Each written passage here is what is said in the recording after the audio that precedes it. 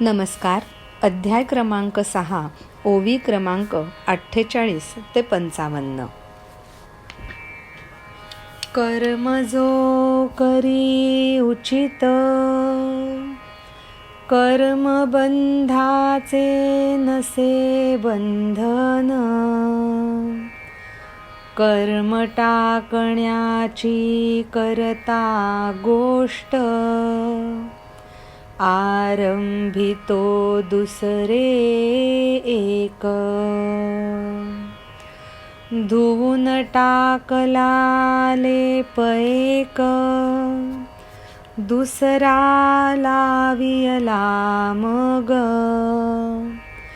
आग्रहाचा केवळ दास, पडतो मग तो कष्टात. गृहस्थाश्रमाचे ओझे जड, आधीच आहे डोक्यावर.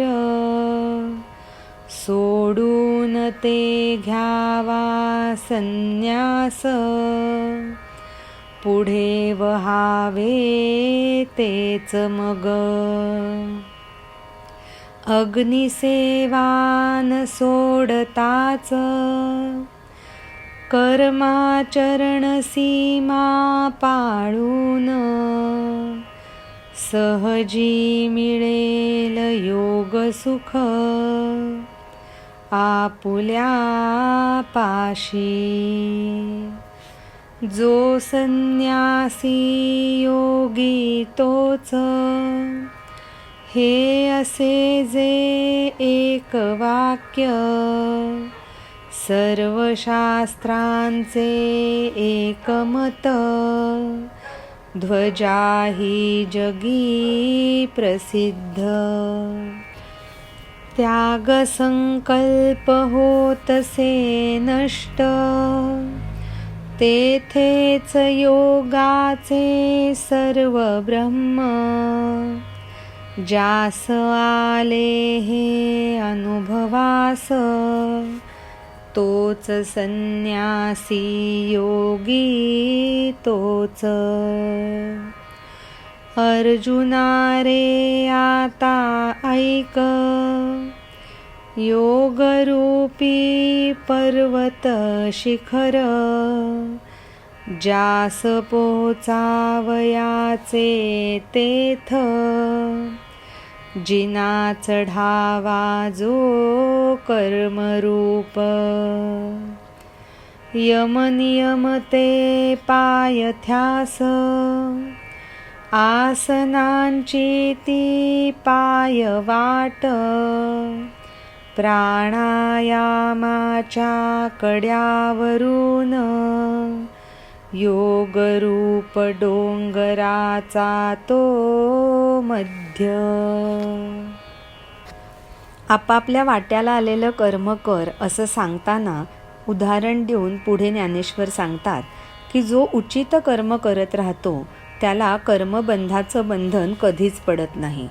पण कर्म सोडून द्यायची गोष्ट करताच तो दुसरंही एक कर्म कधी करायला लागतो हे त्याचं त्यालाही कळत नाही. जसं की एक लेप धुवून टाकावा आणि मग दुसरा लावावा, आणि असं करत गेल्याने ह्या आग्रहाच्या बळी पडून तो कष्टातच पडतो. गृहस्थाश्रमाचं ओझं आधीच जड असतं, ते डोक्यावरती वाहता वाहता मध्येच ते सोडून देऊन संन्यास घ्यावा, आणि संन्यास घेतल्यानंतरही पुन्हा तेच गृहस्थाश्रमाचं ओझं डोक्यावरती व्हावं. तसंच अग्निसेवा न सोडता कर्माचरणाची सीमा पाळून सहजपणे योगसुख मिळेल, आणि ते आपल्यापाशीच असतं हे नंतर लक्षात येईल. तोच संन्यासी तोच योगी हे जसं एकवाक्य आहे, तसंच सर्व शास्त्रांनी एकमताने हे प्रसिद्धपणे सांगितलेलं आहे. त्याग संकल्प जेव्हा नष्ट होतात तिथेच योगाचं सर्व ब्रह्मत्व अनुभवायला मिळतं. तोच संन्यासी आणि तोच योगी ते अनुभवतो. तेव्हा अर्जुना आता ऐक, योगरूपी पर्वताच्या शिखरावरती ज्याला पोहोचायचं आहे तिथे कर्मरूपाचा जिना चढून जाणं क्रमप्राप्त आहे. त्याच्या आधीच पायथ्याला यमनियम असतात. त्याच्यानंतर आसनांची पायवाट आपल्याला धरावी लागते आणि प्राणायामाचा कडा जो मध्येच लागतो त्याला योगरूपी डोंगराचा आपण मध्य समजावा. अध्याय क्रमांक 6, ओवी क्रमांक 48 ते 55. धन्यवाद. नमस्कार. अध्याय क्रमांक 6, ओवी क्रमांक 56 ते 63. तुटका कडा तो प्रत्याहार, घसरडा तो असे बहुत, बुद्धीचा न ठरे पाय, हठयोग्यांनाही जाई कठीण. असा कडा जो निराधार, अभ्यासाच्या बळावर, वैराग्यरूपी घोरपड, चिकटुनी मिळवेल आश्रय. प्राणपानाचे वाहनावरून, धारणेच्या प्रशस्त रस्त्यातून, ध्यानरूपी ते शिखर, चालतो मागे टाकून. पूर्ण होता ती चाल, मन होतसे अनासक्त, साध्य साधनेतील मिटतो भेद, दोन्ही होतात समरस. पुढील प्रवृत्ती पडती बंद, मागच्याचे राहिना स्मरण. अशा ऐक्याच्या भूमीत, समाधी करते वास. ऐसे करुनी उपाय, होई जो योग निष्णात. सांगतो त्याची लक्षण,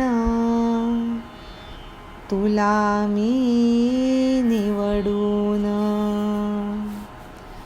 इंद्रियरूपी घरातून, विषय ये जा नाही करीत. आत्मबोधाच्या खोलीत, पहुडतो तो स्वस्थ. सुखदुःखाचा धक्का बसून, मनास येईना त्याच्या जाग. विषय जरी येता जवळ, त्यास नसे त्याचे भान. योगरूपी पर्वताचं शिखर सर करण्यासाठी जो प्रवास असतो त्याचं वर्णन करताना असं सांगितलेलं आहे की यम आणि नियम ही अष्टांग योगाची मूलभूत आणि पहिली 2 अंग जी आहेत ती त्या शिखराच्या पायथ्याशी असतात. त्यानंतर जाते ती आसनांची पायवाट जाते. मध्येच प्राणायामाचा जो कडा लागतो तो त्या डोंगराच्या मध्यभागी असा असतो. पुढे प्रत्याहाराचा तुटका कडाही लागतो. तो फारच घसरडा असतो आणि जिथे बुद्धीचा सुद्धा पाय ठरत नाही आणि तो पुढे जाऊन सर करण्यासाठी हठयोग्यांनाही कठीण जातो. असा जो कडा जो निराधार आहे, ज्याच्यावरती चालणं अत्यंत कठीण आहे, त्यासाठी अभ्यासाचं बळ वापरून वैराग्य रूपाची घोरपड तिथे चिकटवून तिथे आश्रयस्थ होऊन मग पुढे जावं लागतं. त्यानंतर प्राण आणि अपानाच्या वाहनावरून धारणेचा प्रशस्त रस्ता लागतो. त्या रस्त्यावरून पुढे ध्यानरूपी शिखर मागे टाकावं लागतं आणि नंतर पुढे जे चालत जावं लागतं तेव्हा मन हळूहळू अनासक्त व्हायला लागतं. साध्य आणि साधनेतला भेदही तिथे मिटून जातो. पुढे दोन्हीही एकरूप होऊन जातात. पुढल्या सगळ्या प्रवृत्ती तिथे बंद पडतात आणि मागच्याचं सुद्धा स्मरण काहीच राहत नाही. अशा ऐक्याच्या भूमीत जिथे समाधीचा वास असतो तिथपर्यंत पोहोचता येतं. असे नानाविध उपाय करून जो योग निष्णात होईल त्याची लक्षणं मी तुला निवडून निवडून सांगतो. इंद्रियरूपी घरांमधून जिथे विषयांची येजाही होत नाही आणि जो आत्मबोधाच्या खोलीत स्वस्थ पहुडलेला असतो. सुखदुःखाचा धक्का बसून त्याच्या मनाला जागसुद्धा येत नाही आणि जरी विषय त्याच्याजवळ आले तरी त्याला त्याचं भानही नसतं. अध्याय क्रमांक 6, ओवी क्रमांक 56 ते 63. धन्यवाद. नमस्कार. अध्याय क्रमांक 6, ओवी क्रमांक 64 ते 71. इंद्रिये करतात कर्म, परी न होतसे उत्पन्न. आसक्ती फळास्तव, जयाच्या अंतरात. करूनही देहधारण, करी जो व्यवहार समस्त. निद्रिस्ता प्रतिवाटे क्रियाशून्य, तोच समज योग निष्णात. अर्जुन विचारे अनंतास, आश्चर्यकारक तुझे हे बोल. कशी मिळे ही योग्यता त्यास, सांग मजला ती देते कोण. हसूनी बोले भगवंत, आश्चर्य कशाचे त्यात. खुद्द असे जो अद्वैत, कोण देईल त्याला काय. अविवेकाच्या अंथरुणावर, अविद्येचा घेऊन योग. निजतो जेव्हा हा जीव, जन्म मरणाचे त्यास दुःस्वप्न. अचानक मग येता जाग, कळे तयास ते स्वप्न फोल. नित्य येतसे हा प्रत्यय, अस्तित्वाचा आपोआप. म्हणून हे धनंजय, मिथ्या असे जो देहाभिमान. त्याकडे देऊन चित्त, आपण आपुला करतो घात. तरी करावा विचार, सोडून द्यावा अहंकार. ओळखावे आपुले स्वरूप, कल्याणमय भावे ब्रह्मरूप. योग निष्णाताची लक्षणं सांगताना पुढे जाऊन भगवान श्रीकृष्ण अर्जुनाला म्हणतात, अरे इंद्रिये जेव्हा कर्म करत असतात पण तरीसुद्धा फळाप्रती आसक्त न होता जो कर्म करत राहतो असाच योग निष्णात समजावा. देहधारण करूनही सर्व व्यवहार जो करत असतो, पण तरीसुद्धा एखाद्या निजलेल्या व्यक्तीप्रमाणे तो क्रियाशून्य भासतो, तोच योगनिष्णात समज. तेव्हा अर्जुन अनंताला विचारतो, अरे तुझे हे बोल अत्यंत आश्चर्यकारक आहेत. त्याला ही योग्यता कोण देतं हे मला सांग बघू. तेव्हा हसून भगवंत म्हणतात, अरे त्यात कसलं आश्चर्य. खुद्द जो अद्वैत आहे त्याला कोण काय देणार. अविद्येचा योग घेऊन अविवेकाच्या अंथरुणावर जेव्हा हा जीव निजतो ना, तेव्हा त्याला जन्म आणि मरणाचं दुःस्वप्न पडतं. आणि अचानक त्याला जेव्हा जाग येते तेव्हा त्याचं त्यालाच कळतं की ते स्वप्न किती फोल होतं. अशा रीतीने आपोआपच आपल्याला आपल्या अस्तित्वाचा प्रत्यय हा सदा सतत येत असतो. आणि म्हणूनच हे धनंजय, आपला जो देहाभिमान आहे, जो मिथ्या आहे, त्याकडे लक्ष देऊन आपणच आपला घात करत असतो. तेव्हा विचार कर, अहंकार हा सोडून दे आणि आपण आपलं स्वरूप ओळखून कल्याणमय होऊन ब्रह्मरूप व्हावं याकडे लक्ष दे. अध्याय क्रमांक 6, ओवी क्रमांक 64 ते 71. धन्यवाद. नमस्कार. अध्याय क्रमांक 6, ओवी क्रमांक 72 ते 80. शरीरास समजे जो उत्तम स्थान, आत्मबुद्धी ठेवे तेथ. कोश किड्याप्रमाणे आपुला आपण, शत्रू होतसे निश्चित. ऐन लाभाची येता वेळ, अंधत्वाचे डोहाळे लागावेत. करंटा जो असे तोच, नेत्र घेतसे झाकून. अथवा असा कुणी एक, घेतो वेड पांघरून. चोरला गेलो मी म्हणत, आता न उरला आधीचा मीच. पूर्वी जो होता तोच,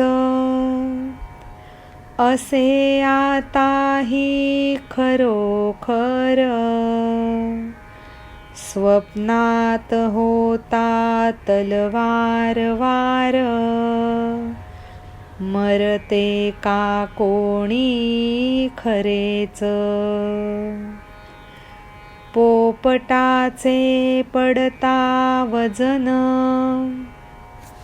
नळी जाते उलटून. जातो मग तो घाबरून, उडावयाचे सोडून. उगीच हलवितो मान, पकडून नळी ती गच्च. आकसून घेतो रास, उगाचच. समजतो त्यास बंधन, अधिकच गुंतवितो पाय. कल्पनेच्या या पेचातून, उगाच बसतो अडकून. जरी नसता कुठले बंधन, अडकला तो विनाकारण. नेला जरी त्यास तोडून, सोडेन तो त्या नळीस. वाढवितो जो देहाभिमान, आपणच आपुला शत्रू होय, मिथ्याचा अभिमान नसे जास, त्यास होतसे आत्मज्ञान. आपला अहंकार सोडून स्वतःचं स्वरूप जाणून घ्यायचा प्रयत्न करताना काय करावं ह्यासाठी पुढे जाऊन ज्ञानेश्वर महाराज सांगतायत, असा मनुष्य जो शरीरालाच सर्वात उत्तम स्थान मानतो आणि आपली सर्व आत्मबुद्धी तो तिथेच ठेवतो, त्याची अवस्था कोशकिड्याप्रमाणे होत जाते, जो आपलाच शत्रू बनतो.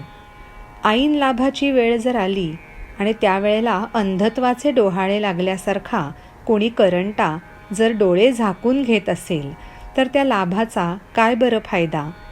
अथवा असा कुणी एखादा जो वेड पांघरून म्हणतो मी चोरीला गेलो आणि नंतर म्हणतो आता आधीचा मी उरलोच नाही.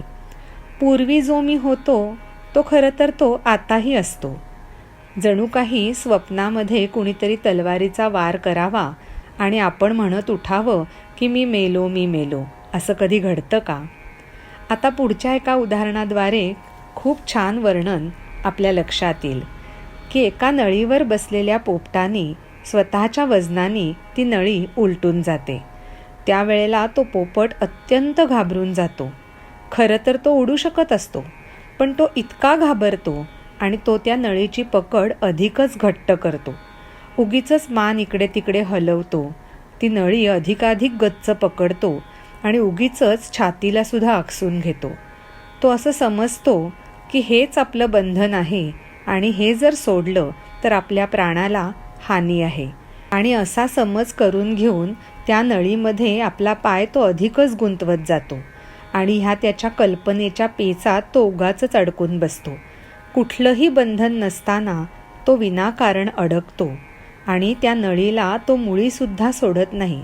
मग भले त्याला अगदी कोणी तोडून नेला तरी चालेल. असंच काहीसं त्या पुरुषाच्या बाबतीत घडतं जो स्वतःच्या देहाप्रती अतिशय अभिमान बाळगून असतो आणि त्या कारणाने तो आपणच आपला शत्रू होत जातो. तेव्हा हा मिथ्या अभिमान ज्याला आहे त्याला आत्मज्ञानाची प्राप्ती कधीच होऊ शकत नाही. अध्याय क्रमांक 6, ओवी क्रमांक 72 ते 80. धन्यवाद. नमस्कार. अध्याय क्रमांक 6, ओवी क्रमांक 81 ते 88. असा जो असे पुरुष जिंके स्वतःचे अंतःकरण, होऊन स्वेच्छेने निवृत्त, परमात्मा भासे त्यास जवळ. हिणकस अशा सोन्यामधून निघून जाता धातू दोष, शुद्ध होते ते पूर्ण, अहंकार सरता जीव ब्रह्म. भंगतसे जेव्हा घट, तेव्हा त्यातले अवकाश, आकाशात मिळे आपोआप, न घेता काही कष्ट. असा जो देह अहंकार, कारणासहित होतसे नष्ट, भरून आहे जो सर्वत्र, परमात्मा असे तो मूळ. शीत उष्ण असा भेद, सुख दुःखातील निवड, मान अपमान ही समजूत, संभवत नाही तेथ. सूर्य चालतसे जी वाट, प्रकाशाचे तेथ राज्य. तैसेची असे त्याचे स्वरूप, जे जिथे होतसे प्राप्त. मेघातून बरसे पाऊस, परी समुद्रास नाही मिळत.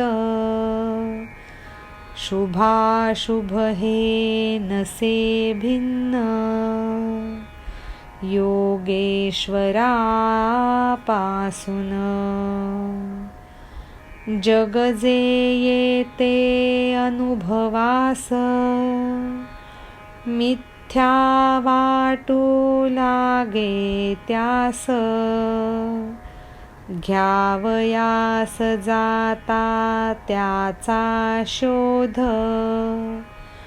दिसते स्वतःचेच रूप. एकदा का स्वतःच्या देहाचा अभिमान सोडला की आत्मज्ञान प्राप्त होतं, आणि जो पुरुष स्वतःचं अंतःकरण जिंकून घेऊ शकतो आणि स्वतःच्या इच्छेनेच निवृत्त होऊ शकतो, त्याला परमात्मा कायमच जवळचा वाटतो. हिणकस अशा सोन्यामधून, म्हणजेच अशुद्ध अशा सोन्यामधून सगळे दोष जेव्हा निघून जातात, तेव्हा ते सोनं पूर्णपणे शुद्ध होतं. तसंच एकदा का अहंकार सरला की तो जीव ब्रह्मरूप होऊन जातो. एखादा घट किंवा मडकं जेव्हा भंग पावतं, तेव्हा त्यातलं अवकाश आकाशात आपोआप मिळून जातं आणि त्याला कुठलेही कष्ट पडत नाहीत. तसंच जो देहाचा अहंकार आहे, तो कारणासहित जेव्हा नष्ट होतो, तेव्हा जे उरतं तो म्हणजे परमात्मा, जो सर्वत्र भरून आहे आणि जो सर्वस्वाचं मूळ आहे.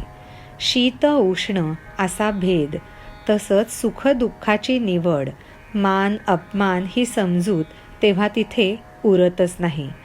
सूर्य जी वाट चालत असतो, तिथे तिथे प्रकाशाचं राज्य असतं आणि त्याच्यावरूनच त्याची प्रचिती येत असते की तिथे सूर्याचं स्थान आहे.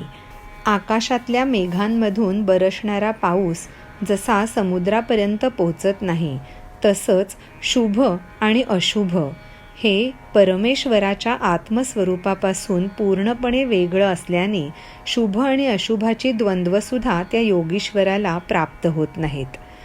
तसंच आत्मज्ञानाच्या प्राप्तीनंतर जगाचा जो जो म्हणून अनुभव येतो, तो मिथ्या किंवा फोल वाटायला लागतो आणि त्याचा शोध घ्यायला गेल्यानंतर असं लक्षात येतं की हे सर्व म्हणजे आपलं स्वतःचंच रूप आहे.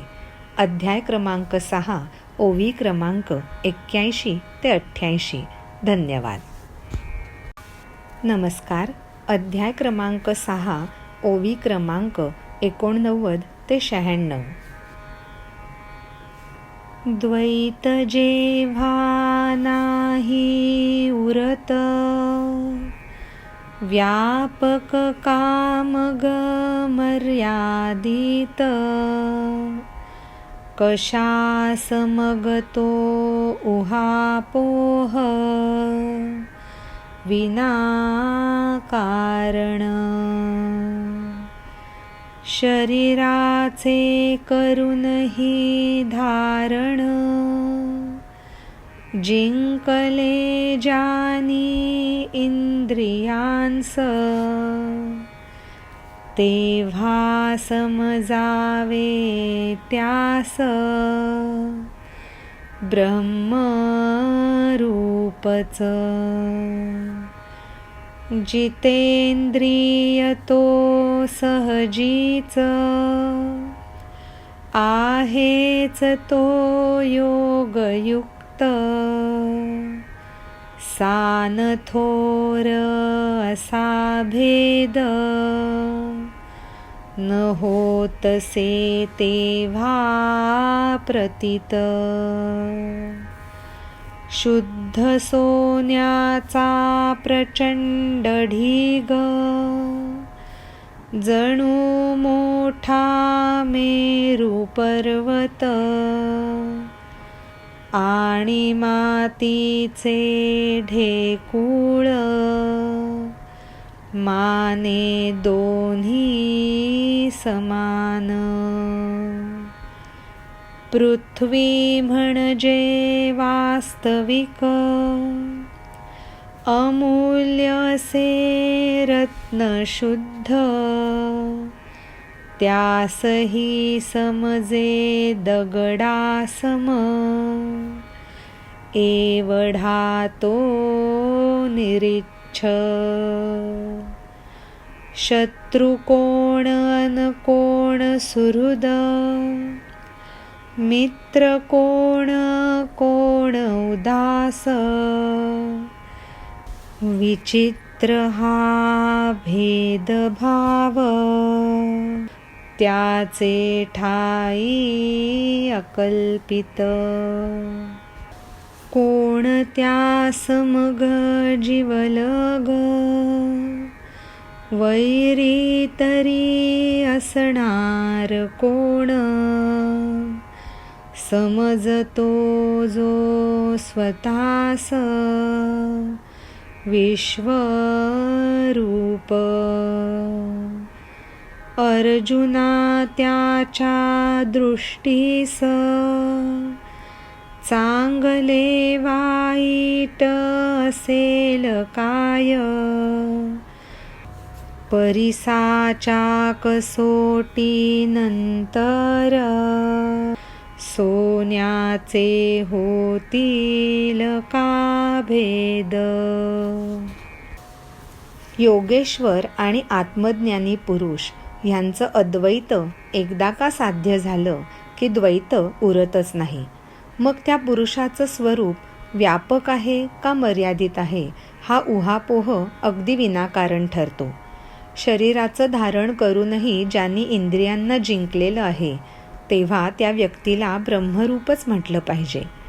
असा जितेंद्रिय जो सहजच योगयुक्त म्हणावा, जो लहान मोठा असा भेद करत नाही आणि हा भेद त्याच्यासाठी सुद्धा कुठेच लागू पडत नाही. शुद्ध सोन्याचा प्रचंड ढीग असू दे, जणू काही मेरू पर्वता एवढं सोनं असू दे किंवा मातीचं छोटंसं ढेकूळ असू दे, त्या दोन्हीलाही तो समानच मानतो. पृथ्वी म्हणजे वास्तविक एक अमूल्य असं शुद्ध रत्न आहे, पण ते सुद्धा त्याला दगडासमानच वाटतं एवढा तो मनुष्य निरीच्छ होऊन जातो. मग शत्रू कोण, सुहृद कोण, मित्र कोण, उदास कोण ह्या अशा विचित्र भेदभावांमध्ये तो कधीच बांधला जात नाही किंवा त्या व्याख्येमध्येही तो बसेनासा होतो. जो स्वतःलाच विश्वरूप समजतो तो कुणाचा जीवलग असणार आणि वैरी तरी कुणाचा असणार. अरे अर्जुना, त्याच्या दृष्टीने चांगलं आणि वाईट असं काय असणार. परिसाची कसोटी झाल्यानंतर पुन्हा कधी सोन्याचा भेद करता येतो का. अध्याय क्रमांक 6, ओवी क्रमांक 89 ते 96. धन्यवाद.